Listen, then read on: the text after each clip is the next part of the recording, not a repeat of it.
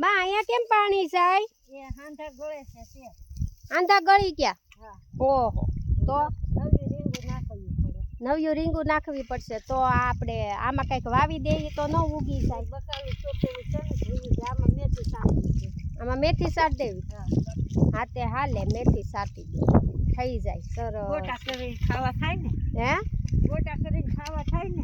ગોટા કરીને ખાવા થાય. ડુંગળી હારી થઈ ગઈ કાબા? હા એમ સારી થઈ ગઈ. ઓલી નથી ખાવી. ઓલી નથી હારી, આ ડુંગળી હારી થઈ ગઈ સરસ. એકદમ સરસની ડુંગળી થઈ ગઈ છે અમારે. અને લાઈન ગોઠવી છે ઝાડમાં તો અહીંયા હાંધા ગળે છે તો પાણી બધું અહીંયા નીકળ્યું છે. તો બા કહે છે કે આપણે લાઈનમાં શું નાખવાનું છે બા? અરે આમાં કંઈક રીંગું વહી ગઈ છે તો એક ગઈ કૂતી ગઈ બા ગારામાં. બા કે એક ગઈ ખૂતી ગઈ બા ગારામાં, આખી ગારો થઈ. તો અમે ઝાડ વાવી છે ત્યાં પાણી જાય છે તો લાઈનમાં રીંગું નથી તો ખેડૂ નવરા નથી તો રીંગું લેવા નથી ગયા. તો જોવો લાઈનમાં કેટલું પાણી ગળે છે. જોવો આ લાઈનમાં કેટલું પાણી ગળે છે. તો પાણી જાય છે આમાં તો બાકી છે કે પાણી નથી જવા દેવાનું ખોટું. મેથી સાટવાની છે તો બા જો મેથી સાટીને પછી ગોટા ખાવાના છે. તો બા જાય છે મેથી સાટવા અને પછી ખાવાના છે અમારે મેથીના ગોટા. તો બા સાટે છે મેથી અને બા ઓલું હાથી નહીં કાઢવું પડે બા. આ બાજુ લઈ લેવું છે તો લઈ લે. તમને આ પકડો હું આ પકડું. લેવું છે તો હાલો આપણે હાથી બહાર કાઢી લઈએ છીએ. અને અરે બાપા સીતારામ. તો જો પાછી ખૂટી ગયું. અહીં મૂક દેવું. તો જો હાથી કાઢી લીધું છે બહાર. અને દાદા અમારે પાણીને નિકાલ કરે છે. એક વાયુ હાલે છે ને પાણી તે દાદા આપણે હરખું કરે છે ને હમણાં બા ઘડીએ મેથી સાટી દે. કેમ કે પાણી છે ને એ જળ એ એક જીવન છે તો નિષ્ફળ ન જવા દેવાય. પાણી જાતું હોય તો ગમે એ વાવી દે તો ઉગી તો જાય ને ખાવા તો થાય ને. તો જો બા સાટે છે મેથી. તો જો બા મેળા સાટવા મેથી અને દાદા હરખું કરતા જાય છે. અને હું બનાવું છું વિડીયો. જો બાએ સાટી દીધી છે મેથી બધે. મેથી લઈ આવ્યા ઘરેથી અને મેથી સાટવા મળ્યા જો બા. તો મેથી સટાઈ જાય તો ઉગી જાય ને તો થોડી ઘણી થાય 2-3 કિલા જેટલી તો કેરીનું અથાણું બનાવવા થાય ને. અમે તો છે ને મેથીનું શાક હોત બનાવીએ.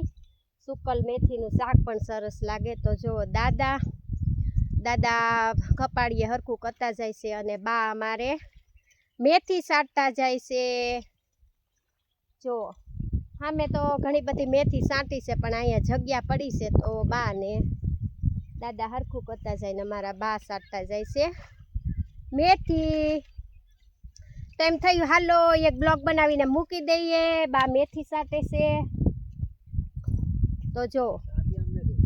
અને ઘણી બધી મેથી તો અમે સાટેલી છે પણ જગ્યા પડી છે ને તો બાકી કે મેથી હું લઈ આવું અને મેથી સાટી દઈ. તો હાથી પડ્યું હતું વચ્ચે તો અમે હાથી સાઈડ પર મૂકી દીધું છે. જો અહીંયા હાથી લઈ લીધું છે અને હું ગારામાં ખૂતી ગઈ છું હાલી આવતી હતી. તો એમ થયું હાલો નાને એવો બ્લોગ બનાવી અને મૂકી દઈએ. બા મેથી સાટે છે એનો જો. બા મેથી સાટે છે દાદા હરખું કરતા જાય છે ખપાડીએ અને તો હાંધા ગળે છે બહુ. લાઈનમાં રીંગું નથી, ખેડૂ નવરા નથી તો લેવા જતા નથી તો હાંધા ગળે છે. તો બાએ એક પ્રયોગ ગોચ્યો કે આટલું બધું પાણી જાય છે તો જાવા થોડું દેવાય. એટલે બાએ ઘરેથી લઈ આવ્યા મેથી અને સાટી દીધી મેથી. તો અહીંયા મેથી સરસની ઉગી જશે.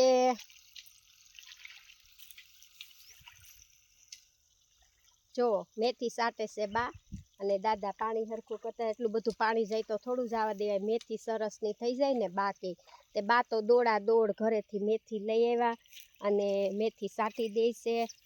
અને હવે હું જાઉં છું ઘરે, મારે બનાવવી છે રસોઈ. બા દાદા અને જો અહીંયા તો આપણે ઘણી બધી મેથી વાવી છે. મેથી તો ઘણી બધી વાવી છે, જો કેટલી મેથી વાવેલી છે.